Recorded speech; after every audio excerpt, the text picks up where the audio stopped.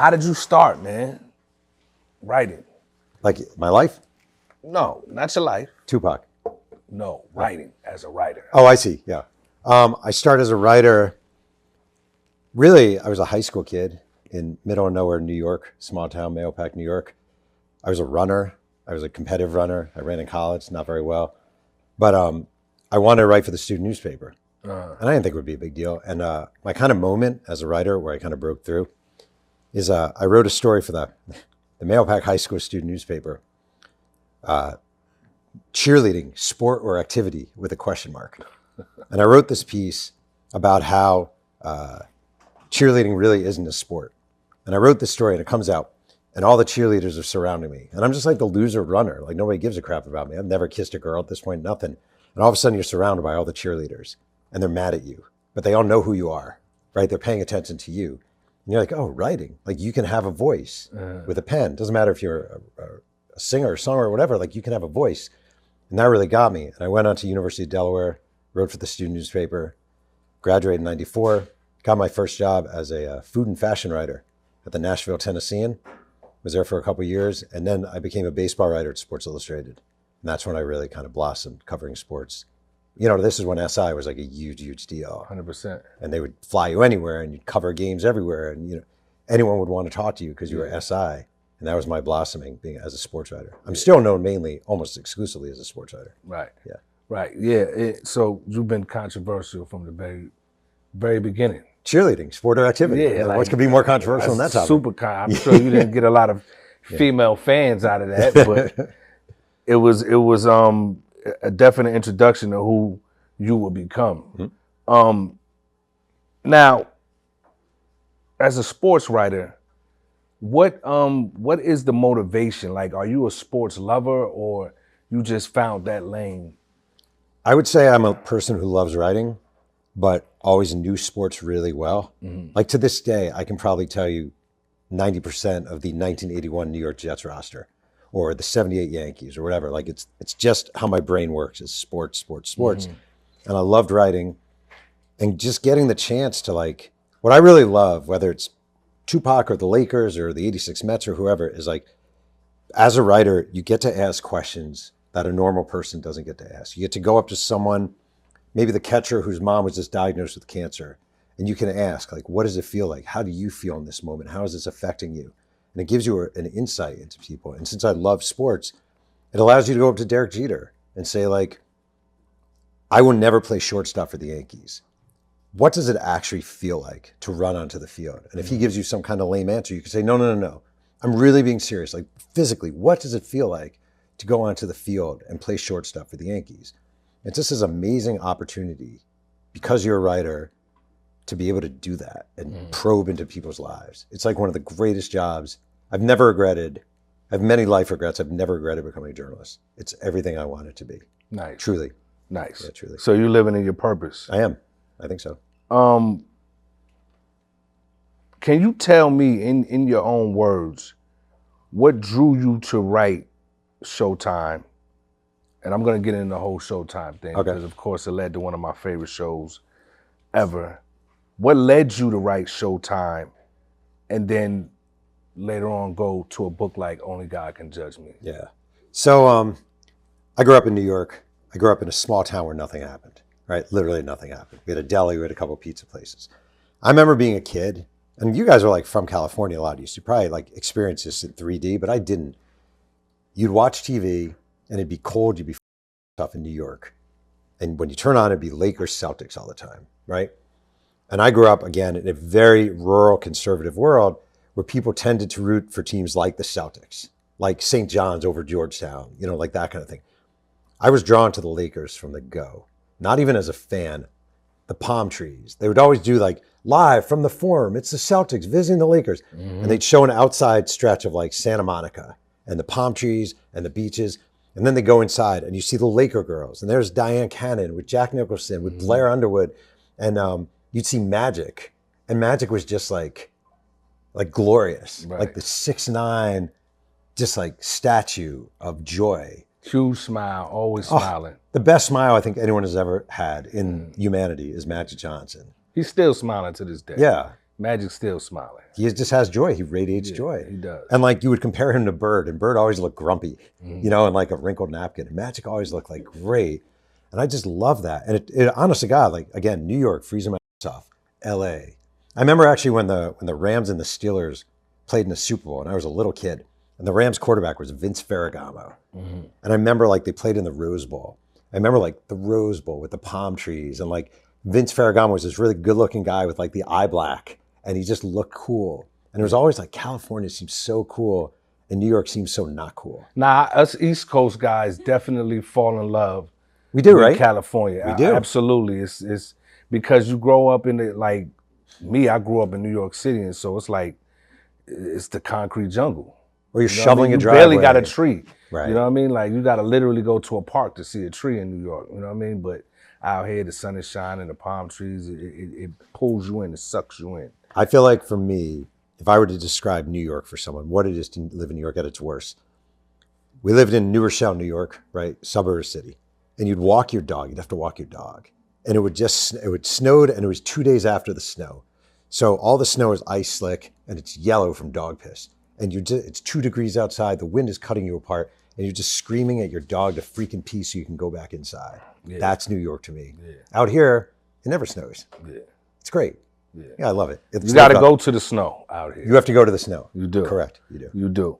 And so, what similarities between writing about a sports dynasty and an artist celebrity do you see? Very few. I mean, you're talking about writing about greatness. If you write about Walter Payton or Brett Favre or Magic Johnson, there's a greatness, and you're writing about fame and celebrity and the elements of that. For me, the closest person I would compare to writing about Tupac was when I wrote Walter Payton's biography. Mm-hmm. And Walter Payton, he didn't die at 25, but he died at 46. And he had a very public death. Mm-hmm. There's something about that, a famous person dying, and the almost mystique that comes with young death that I think transcends sports and whatever, hip hop or entertainment. But I don't think the biggest challenge by far, you write about the Lakers, just as an example, okay? Magic Johnson, I know literally where he is 70% of the year because I have the old schedules. So I know where Bo Jackson, I wrote Bo Jackson's book. He played for the Royals, he played for the Raiders. That means 80% of the year I could go back in time, tell you where he was. Mm-hmm. That's for a researcher, amazingly helpful. He didn't tour that much, Tupac, like overall. There were some Digital Underground tours, there were some later tours, but not a ton. Mm-mm. So finding out just where he was at certain times was a huge, enormous challenge. Mm. So I basically went newspaper day by day by day, tracking his whereabouts and looking for like some article in like the LA Daily News. On Tuesday, the rapper Tupac Shakur was at Joe's Pizza grabbing slices. Mm. But then you circle that and you call the manager of Joe's Pizza. Do you remember Tupac coming to your place? Oh yeah, that was amazing. But it's a lot harder because you don't have a schedule. Right. Yeah. Okay. All right. We're going to get to Tupac. Great. But I want to keep talking about the Lakers, man, because like I said, I love the show Winning Time. Which is based on my book, Showtime. Which is based on your book, Showtime. Mm-hmm. So in Showtime, the Lakers, they become more than a basketball team. They become like a cultural phenomenon. Definitely. In Los Angeles. When you're writing a book, how do you balance the on-court history and the off-court shenanigans that was going on? So it's actually really hard. The thing about writing a book about a team, especially if you're doing multi-seasons, is seasons get very repetitive. They just do. Like the game in 1981 against the Sixers isn't that different from the game in 1982 against the Sixers, and then the game in 83. So what I'm always looking for are the characters who pop out, And I like digging into characters, not just Magic and Kareem, and not even just like Rambis and Byron Scott, but like the Lakers one year, they used their first round pick on a 7-foot center out of the University of the District of Columbia named Earl Jones. And Jerry West used to have this philosophy. He was a GM. He'd say, if you're going to make a mistake, make it big. Meaning, if you're going to make a mistake in the draft, at least draft a tall guy. So they draft Earl Jones. He's a Division II guy. And he shows up, and on one of the first days, his front teeth fell out of his mouth. They just fell out. Like he didn't have the right teeth, so his teeth fell out. Magic Johnson hated playing with this guy from jump. He didn't have court sense. He just wasn't a smart player. And James Worthy was telling me Magic used to intentionally make no-look passes to Earl Jones just so the balls would pop off his head and bounce out of bounds. Like, they could not stand Earl Jones, right? He didn't have a basketball, he didn't have an NBA package. He just didn't. He lasted a year and that was it. But I love those guys. Like, that's how you make it interesting. You find the little... Kurt Rambis used to steal food from the pantry in the Forum and put it in his gym bag. So everyone else would be walking out with shorts. Rambis would be walking out with a bag that weighed 17 pounds of like canned goods from the thing because he didn't know whether he was going to make the team or not. So he would just steal canned goods. That's crazy. Yeah. Byron Scott grew up in Inglewood in the shadow of the Forum. You know, like, it meant a lot to him to be. So there's like, besides Magic, I'll tell you, Kareem is beyond fast. So Kareem, very socially awkward. Grew up in Brooklyn, went in New York City, went to Power Memorial High School, had a moment in his youth when the coach he loved, the coach of his high school basketball team, older white man, said, "You're playing like and used the N-word." And that moment changed him forever, where the trust just kind of, first moment was like, no. And Kareem, I don't know if you ever dealt with him. I've met Kareem Abdul-Jabbar. He's a very funny story. I'll tell. Go ahead, please. No. You don't want to hear that story. Wait, why?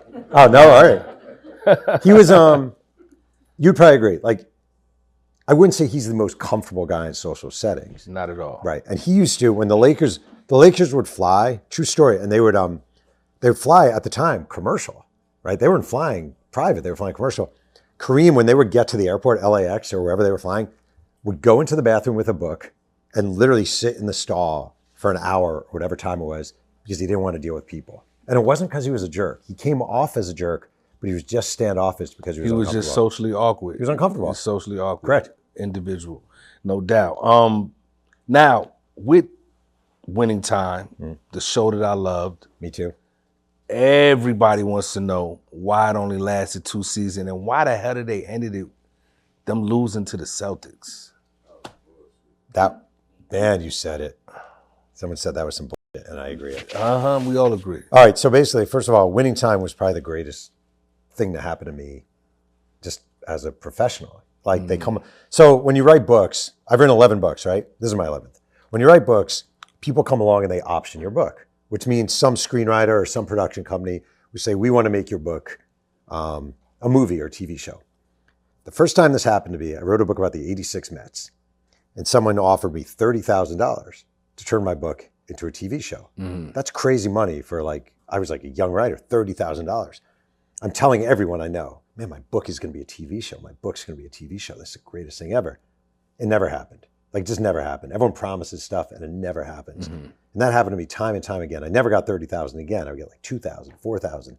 Everyone knows Denzel's brother, or everyone knows Tom Hanks' cousin. And, it's going to be great. I work with Tom Hanks' cousin. Right. He loves the Barry Bonds. Yeah. And it never happens.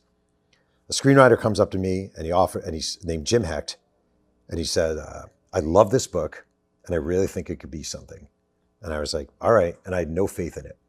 And then one day he said, Adam McKay wants to meet with us. And Adam McKay has done a million different movies, Step Brothers and... Great director. Great director. Yeah. I didn't even know who he was. I Googled the name and I went to his house.